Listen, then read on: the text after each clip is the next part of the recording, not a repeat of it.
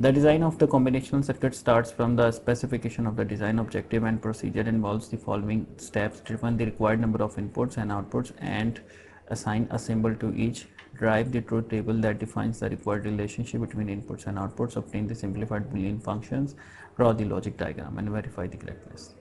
अच्छा जी, अब इसमें जो है प्रैक्टिकल डिज़ाइन में क्या होता है, the output binary functions are simplified by any available method such as algebraic manipulation, map method, computer based simplification program जो लॉजिसिम हम यूज़ करते हैं.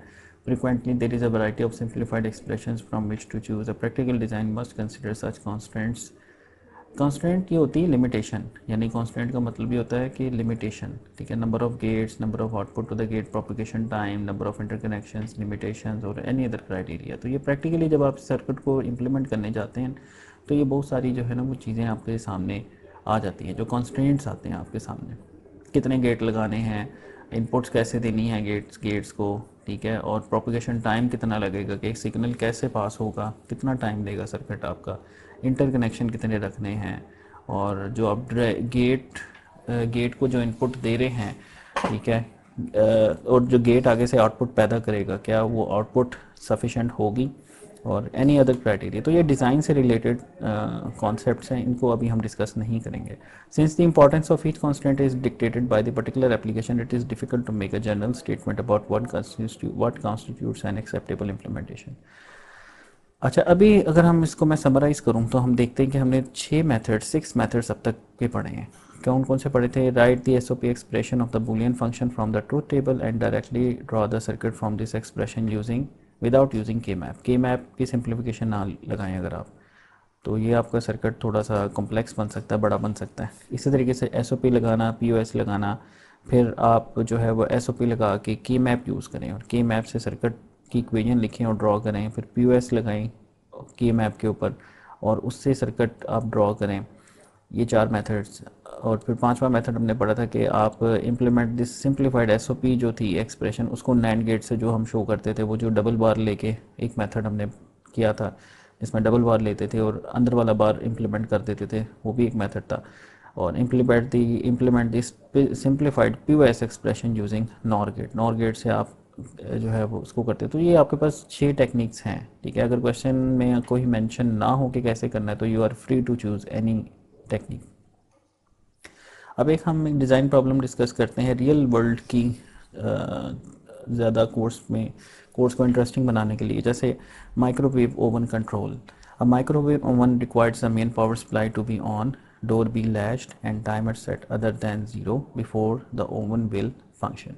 Draw a logic diagram for the operation. सबसे पहले तो आप देखें कि इनपुट्स क्या होंगी. मेन पावर सप्लाई, ठीक है, डोर और टाइमर, ये 3 इनपुट्स होंगी. तो आप इन इवेंट्स को 1 0 कह दें. मेन पावर सप्लाई ऑन का मतलब है 1, यानी इट शुड बी 1, तो ये मेन पावर सप्लाई आपकी 1 ऑन होगी. Door be latch. अब डोर की लैचिंग को इवेंट बना देंगे 1, डोर 1 मीन्स डोर लैच है. और टाइमर सेट अदर दैन 0, इसको एक इनपुट बना दें, जैसे इसको आप x कह लें, इसको y के लिए, इसको z के लें. और टाइमर सेट अदर दैन 0, इसको आप कह लें z इज इक्वल टू 1, यानी अगर सेट अदर दैन 0 है तो टाइमर 1 है, अगर नहीं है तो टाइमर 0 है. तो ये इनपुट्स आ गई. और आउटपुट क्या होगी? ओवन विल फंक्शन, यानी ओवन का फंक्शन जो है ओवन विल फंक्शन, यानी ओवन की फंक्शनैलिटी को आउटपुट बनाना, यानी y इज इक्वल टू 1. यानी अगर ये तीनों इनपुट्स होंगी, यानी एंड गेट बनेगा. ये तीनों इनपुट्स ज़रूरी हैं, 1 1 1, तीनों 1 होंगी तो आपका ओवन काम करेगा. इनमें से कोई भी मिस होगी तो आपका ओवन काम नहीं करेगा, ठीक है. तो draw a logic diagram for the operation. इसमें देखें माइक्रोवेव ओवन है, पावर सप्लाई ए, डोर बी, इंटरनल टाइमर सी और एफ ओवन का स्टेटस है. तो ए को हमने किया टाइप इनपुट इनपुट इनपुट और output. A is input, B is input, C is input, F is output. If A 1 means supply is on, else it is off. If B in 1, door is latched, else not. If C is 1, timer is set other than 0, else not. If F is 1, microwave is functioning, else not. तो इसका truth table draw करते हैं अब हम, ए B सी और F. तो इसका truth table चूँकि 3 इनपुट्स हैं तो हम 2⁻³ यानी 8 कॉम्बिनेशन बनेंगे, ट्रूथ टेबल बन जाएगा आपका.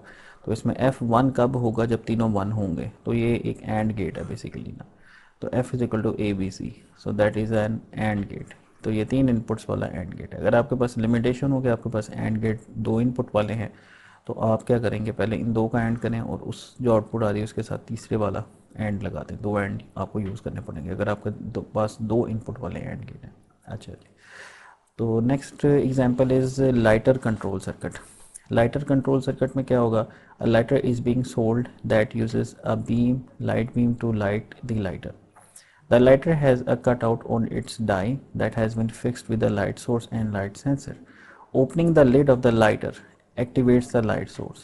तो ये एक इवेंट हो जाएगा। Interrupting the light source causes the lighter to lit. ये एक दूसरा इवेंट हो गया। Draw a logic diagram for the function of the lighter. तो एक क्या हो गया, लिड ओपन होना चाहिए, दूसरा इंटरप्ट होनी चाहिए बी।